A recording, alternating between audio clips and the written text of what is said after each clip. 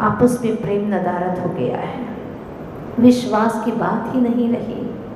कैसे मिलकर के धर्म ध्यान करेंगे?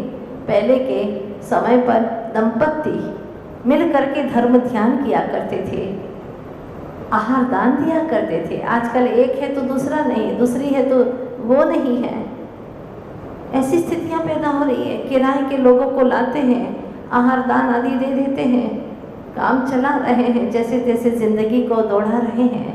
कुछ तत्व की बात नहीं मिल पा रही है। इसलिए सुनिएगा बड़े गौर से ज्ञान धारा को। कैसे थे ये दंपति जिन्होंने एक नहीं, दो नहीं, 4 पुत्रों को जन्म दिया और चारों के चारों ही पुत्र संत हो गए, पंच महाव्रत के धारी हो गए। वाह, धन्य है। क्या संस्कार दिए होंगे माँ श्रीमती ने। और क्या कहती है माँ श्रीमती? आज स्वाध्याय किया और सच कहूं तो आप ही की सन्निधि का परिणाम है। आपकी सात्विकता, नैतिकता से ही हुआ यह काम है। वाह, देखो सारा श्रेय किसको दे दिया? पति को दे दिया। जो आपने धर्म के लिए मुझे स्वतंत्रता दी, गृह में ही स्वर्ग सी शांति और अच्छे मित्र सी निकटता दी। क्या बात है! पति मतलब क्या है? श्रेष्ठतम मित्र, जिससे हम दिल की हर बात कह सकते हैं। वो हमारे जिंदगी के हर सफर में, हर मोड़ पर काम में आते हैं। वह है पति। ऐसा परम मित्र। कई तरह के मित्र होते हैं। आपके तो सारे मित्र थाली मित्र हैं। थाली सजिए, खाने के लिए आ जाएंगे, खाने के लिए साथ देंगे, अथवा जब तुम अच्छा करोगे तो तुम्हारे लिए तालियां बजा देंगे। थाली मित्र हैं। अथवा पैसा ज़्यादा है, जेब गर्म है, तो प्याली पिलाने के लिए चले जाएंगे, ले जाएंगे मदिरालय। आजकल तो प्यालियां भी खो गई है। बोतल खोलो और पीते जाओ सीधा। अथवा खाली मित्र हैं जो तुम्हारे लिए सिर्फ भटकाने के लिए साथ दे रहे हैं। खाली मित्र है। लेकिन एक होता है जिनवाणी मित्र, जो यहाँ लेकर के आता है और कहता है सारे काम छोड़, चल पहले हमें उनकी कथा सुनना है, जिनकी कथा सुनते ही हमारे जीवन की व्यथा दूर हो जाती है, हमारा जीवन बिल्कुल सही रास्ते पर चलने लगता है। चलो, कोई विरला ऐसा मित्र होता है, वरना उसको पकड़ करके चलना। 10 दिन बहुत धर्म कर लिया, अब चलो घूमने चले, बहुत धर्म कर लिया, अब उसका पूरा माइनस मार्किंग करने के लिए जा रहा है। खाने पीने घूमने मन पसंद जो आए भक्ष अभक्ष सब तो व्यसन में लिप्त रहने वाला, क्या उसका कोई औचित्य है धर्म करने का?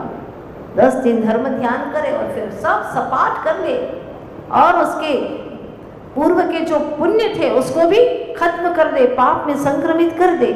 ऐसे मित्र कोई काम के नहीं। अगर मित्र ही बनाना है तो जिनवाणी मित्र बनाओ, जो तुम्हें जिनवर की वाणी श्रवण कराने के लिए बार बार कहता रहे चलो वहां तो जाना ही होगा। जीवन तो गुजरता ही जा रहा है, चाहे भोगों में गुजारो चाहे योगों में गुजारो।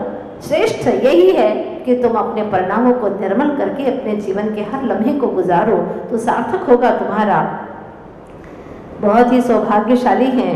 कई बार पूछा जाता है, एक जैन से भी पूछा कि किस्मत किसको कहते बताओ। बहुत पूर्व की बात है, पहले की बात है। उसने जवाब दिया कि इस दुनिया में 200 देश, 7 महाद्वीप, 29 राज्य हैं, फिर भी मेरा जन्म जैन कुल की नगरी में हुआ और आचार्य जी जैसे महासंत के जन्म के समय पर हुआ। ये मेरा बहुत बड़ा भाग्य, किस्मत है। किस्मत उसको कहते हैं, वरना हुंडाव सर्पिणी इस काल में है जीव कहाँ भटक जाता। चारों तरफ भौतिकता की चकाचौंध है, भोगों के कीचड़ के गड्ढे भरे पड़े हैं, डावरे भरे पड़े हैं लबालब। लेकिन मुझे उनसे उठ करके एक संत का पर्वत मिला, रत्नों का पर्वत मिल गया। ये सर्वश्रेष्ठ मेरी किस्मत है कि नहीं किस्मत? बताओ। आप लोग अपने घर से निकल करके यहाँ तक आए और ऐसे महान आत्मा की जीवनी को सुन करके अपने जीवन को परिवर्तन करने का लक्ष्य बनाना नहीं पड़ता, वो अपने आप ही बनता चला जाता है। इस तरह से वह माँ श्रीमती मल्लप्पा जी से चर्चा कर ही रही थी। क्या कहती है? आपने धर्म के लिए मुझे सदा स्वतंत्रता दी, अनुग्रह में ही स्वर्ग सी शांति और अच्छे मित्र से निकटता थी, फिर भला चेहरे पर रौनक क्यों नहीं आएगी? चंदा है तो चांदनी क्यों नहीं छाएगी? सारी विशुद्धि का श्रेय किसको दे दिया? पति देव को दे दिया। आपकी वजह से, सिर्फ आपकी वजह से। जब ऐसा कहते भी है ना शब्दों से, तो सामने वाले को बहुमान मिलता है, प्रेम उत्पन्न होता है। लेकिन शब्दों में ही प्रेम नहीं तो कहाँ से जीवन में प्रेम आएगा? भाषा तो कम से कम ऐसी बना ही लेना चाहिए। सुन रहे हो माताओं? हाँ, भाषाएं तो ऐसी होना चाहिए। जो कुछ भी हो रहा है आपकी बदौलत। जैसे हर शिष्य कहता है ना अपने गुरु के लिए, गुरुदेव आपके आशीर्वाद से, आप ही के आशीर्वाद से, हाँ गुरुदेव आपकी ही कृपा से, आपकी ही करुणा से, जो कुछ भी हो रहा है आप ही की करुणा से हो रहा है, आप ही के आशीर्वाद से हो रहा है। ऐसे ही जब आप घर पे रहें तो जो कुछ भी अच्छा हो रहा है आपकी बदौलत। आप भी कहती तो हैं कि आपकी बदौलत, लेकिन कब कहती है? जब काम आपकी बदौलत। जब काम बिगड़ता है तो उनकी बदौलत। अच्छा था, देखो मैंने किया है, ये पूरी उल्टी ही गंगा बह रही है। इसीलिए तो प्यार प्रेम बना ही नहीं, दिखाई नहीं देता है। और इधर से देखिएगा मल्लप्पा जी भी नैतिकता में कम नहीं है। अपने लिए प्रशंसात्मक शब्द सुनकर ग्रीवा नीची किए बैठे ही थे। गर्दन नीची कर ली, अपनी प्रशंसा हुई तो, और नीची किए ग्रीवा बैठे ही थे कि प्रश्नायित आंखों से पूछ लिया। किसने पूछ लिया? श्रीमती ने पूछ लिया, स्वामी आने वाली संतान को दया अहिंसा के पथ पर जनहितकारी निजुपकारी आत्मोन्नति के सोपान पर क्या चलने की प्रेरणा दोगे? क्या प्रश्न किया? आनंद आ रहा है कि नहीं आ रहा आप लोगों को? हाँ, जैसे हम जीवंत चल रहे हैं। माँ श्रीमती ने पूछा, स्वामी जो आने वाली संतान है क्या उसको आप दया अहिंसा के पथ पर जो जनहितकारी हो, निज के लिए उपकारी हो, ऐसे आत्मोन्नति के सोपान पर चलने की प्रेरणा दोगे क्या? मुनि आदि का होने में पथ प्रदर्शक बनोगे? कहीं उसके दाग में दागी होकर उसे विचलित करने का प्रयास तो नहीं करोगे? क्या प्रश्न किया? स्वामी कहिए ना, उसको मोक्ष मार्ग पर बढ़ने दोगे? उसको विचलित करने का प्रयास तो नहीं करोगे? सुनते ही बोले वहां, क्या बोले सुनिएगा, अति यति बनने की नियति को भला कौन बांध सकता है? उसी प्रकार मरण और वैराग्य को कौन? Time and tide wait for none. समय और समुद्र की लहरों को भला कौन बांध सकता है? कोई कुछ नहीं कर सकता। अगर उसका उपादान है तो उसको कोई भी चाहे कितना ही निमित्त मिले रोक नहीं सकता। देखो सुकौशल स्वामी का जीवन, हाँ, सुकौशल स्वामी की माँ कहानी याद है ना आप लोगों को? कैसी कैसी उनके जीवन की घटनाएं घटी, लाख रोकने की कोशिश की चारों तरफ से, लेकिन सुकौशल स्वामी तो निकल ही गए घर से। कोई रोक नहीं सकता। चाहे तुम सांकले लगा लो, ताले जड़ दो, लेकिन जिसको वैराग्य हो जाता है वो घर में रह नहीं सकता, वो भवन में रह नहीं सकता। आत्म भवन में जाए बिना वो चैन ही नहीं पाता। निश्चित बात है, बहुत महत्वपूर्ण है जीवन की घटना। क्या कह रहे हैं कि यति बनने की नीति को भला कौन थाम सकता है? समय और समुद्र की लहरों को भला कौन बांध सकता है? उसी प्रकार मरण और वैराग्य को। बहुत सुंदर सुंदर कविता है, आप चाहें तो याद कर सकते हैं इन कविताओं को। फिर भी मोही को मोह भाव, क्या कह रहे हैं मल्लप्पा जी? फिर भी मोही को भविष्य ही बताएगा कौन क्या करता है। तो भविष्य ही बताएगा। वो तो खुद मल्ली सागर जी बन गए। कह कर यह धीरे से दूसरे कक्ष में जाकर बैठ गए। प्रातः होते ही आया एक सौदागर, हाथ में एक झूला लेकर। सुंदर गूंथे हैं जिसमें छोटे बड़े आकर्षक मोती नगों की लटकती, बीच बीच में घुंघरू, देखता ही रहे एकटक। मंगल का सूचक है यह, पुण्य पुरुष के जन्म का प्रतीक है यह। जब पुण्य पुरुषों का जन्म होता है ना, तो जन्म के पहले ही उनके सब अपने आप ही व्यवस्थाएं होने लगती है। अभी जन्म नहीं हुआ है, फिर भी जन्म के पहले ही सौदागर झूला लेकर के आ गया। झूलेगा कहाँ पर? उसको परेशानी ना हो। तो सौदागर अपने मन से ही आया है, उसे क्या पता, लेकिन उस पुण्य पुरुष का इतना प्रबल पुण्य है कि उनके निमित्त से एक सौदागर झूला लेकर के आया है और माँ उसको ले लेती है, खरीद लेती है। आज दोपहर से ही बदन पर हल्की सी वेदना की, प्रसव काल निकट जानकर श्रीमती के मन में अनेकों, किंतु चेतना में वेदना के क्षणों में भी शुभ रूप वेदना है, फिर भी शुभ भावनाओं में कमी नहीं आई। नहीं तो चिल्लाएंगी, रोएंगी, लेकिन धन्य है वह माँ श्रीमती, प्रभु के चिंतन में खोई हुई है। प्रतिकूल पलों में भी पवित्र विचार बनाए रखने की अद्भुत क्षमता, पल पल मन की प्रसन्नता जन्मजात ही पाई है। किसने?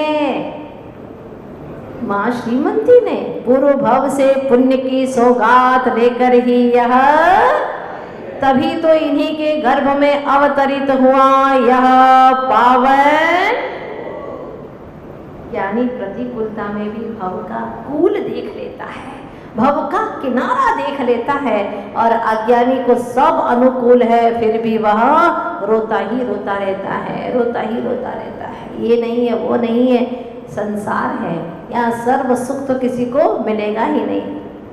संसार में सुख सर्वदा काहू को ना दिखे, कोई तन दुखी, कोई मन दुखी, कोई धन दुखी दिखे। संसार में सुख सर्वदा काहू को ना दिखे। सर्वथा सुख तो किसी को दिखाई नहीं देता, लेकिन फिर भी वह सोचता है, रोता है, दुखी होता रहता है, ये नहीं है, वो नहीं है, आए दिन, और इसी आकुलता में जीवन को पूरा कर देता है। यह है, इसमें जब तक मैं हूँ यानी चेतना हूँ, तब तक मुझे अपना कार्य कर लेना है। आप लोग गाते हैं ना, अंत तो काया तारी राख रे थवानी, जो जे रे तारी जिंदगी जवानी, जो जे रे तारी जिंदगी जवानी। जिंदगी जवानी अल्या नथी रहवानी, जिंदगी जवानी अल्या नथी रहवानी, जो जे रे तारी जिंदगी जवानी। देखती देखती देख लेना, तेरी जिंदगी तो यूं ही चली जाएगी, रवानी हो जाएगी तेरी जिंदगी की। हाँ, और ये हो ही रही है। ये सिर्फ भजन नहीं है, ये सत्य है जो हम अनुभव कर रहे हैं। देखते ही देखते जिंदगी के इतने वर्ष बीत गए। धन्य है वह माँ जिसकी हर परिस्थिति में मन स्थिर बना रहता है। वैसे अनेकों स्त्रियों ने उस पल गर्भ धारण किया था।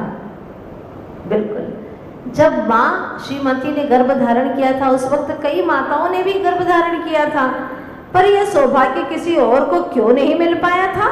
क्योंकि जिस जनक जननी के आचार विचार शुद्ध होते हैं उन्हें ही ऐसे सुयोग प्राप्त होते हैं। क्या बात कही है! जो ऐसे आचार विचार शुद्ध वाले जनक जननी होते हैं उन्हें ही ऐसे पुत्र को जन्म देने का सुयोग प्राप्त होता है। चारित्र चक्रवर्ती आचार्य शांति सागर जी महाराज, क्या महान पवित्र आत्मा, इस युग के महान आचार्य रहे हैं। उन्हीं की परंपरा में यह कई संत होते आए। वर्तमान में हम आचार्य भगवान को देख रहे हैं। लोग कहते हैं कि संघर्ष पिता से और संस्कार माँ से सीखें। संघर्ष पिता से और संस्कार माँ से सीखें, बाकी सब कुछ तो तुम्हें दुनिया सिखा ही देगी। सब सिखा देगी दुनिया। तो फिर कैसे षड्यंत्र करना, कैसे बेईमानी करना, छल कपट झूठ बोलना, सारी दुनिया सिखा देगी तुम्हें। इस तरह से क्या होता है देखिएगा। आज कमल बंधु अपने दैनिक कार्य को शीघ्र ही पूर्ण कर छिपना चाहता है। कमल बंधु यानी सूरज। बहुत सारे सूरज के पर्यायवाची नाम आएंगे।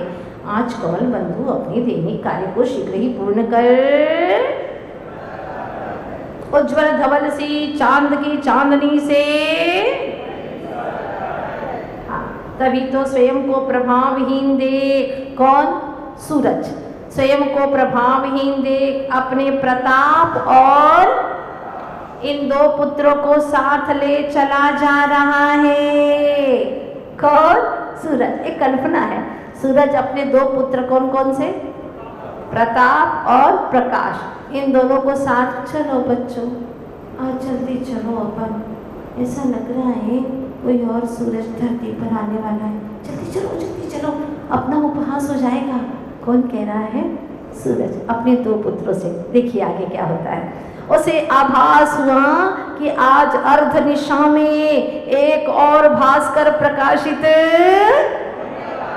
मैं तो बाहर में ही, कुछ देश में ही, हाँ मैं तो बाहर में कुछ देश में ही फैलाता हूँ प्रकाश, किंतु वह कौन? जो आने वाला है, किंतु वह तन मन के पार चेतन के असंख्य प्रदेशों में भरने वाला है। चैतन्य ज्ञान प्रकाश को भरने वाला, इसलिए चलो बेटा जल्दी चलो। कौन से बच्चे थे? प्रताप और प्रकाश, दोनों की अंगुली पकड़ी और लेकर के भागा जा रहा है। सूरज आज थोड़ा जल्दी ही अस्ताचल की ओर जा रहा है। यह जानकर कहीं मेरा और मेरे अंश यानी प्रताप और प्रकाश का उपहास न हो जाए, इस शंका से झटपट भाग रहा है। बोलो अस्ताचल की। तभी सुनिएगा, बहुत अच्छा प्रसंग है।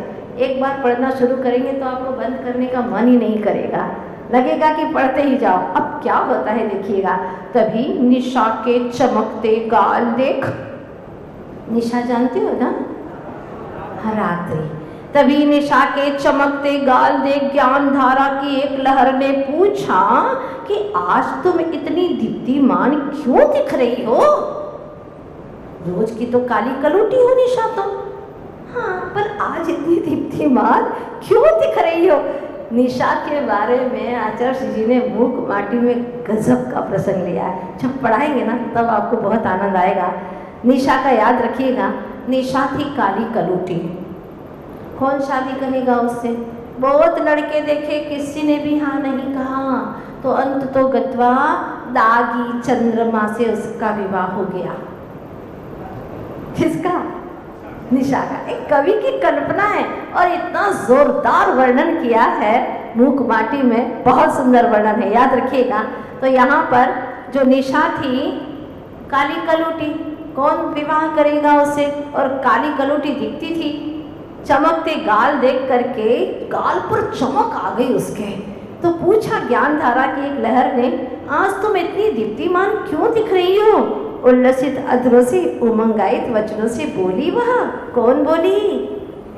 निशा। यह जो द्युति तुम्हें दिखाई दे रही है वह आगत का स्वागत करते समय उसी की कांति का पड़ा प्रभाव है। आगत यानी जो आने वाला है ना, मैं उसका स्वागत करने गई थी, उसका स्वागत करने गई तो उसकी जो कांति है ना, उसकी कांति का प्रभाव मेरे गाल पर पड़ गया, इसलिए चमक दिखाई दे रही है तुम्हें। प्यारा प्रसंग है। ऐसे अच्छे स्थान से मैं भी आप लोगों को हटाना नहीं चाहती हूँ। और बालक विद्याधर का जन्म होने वाला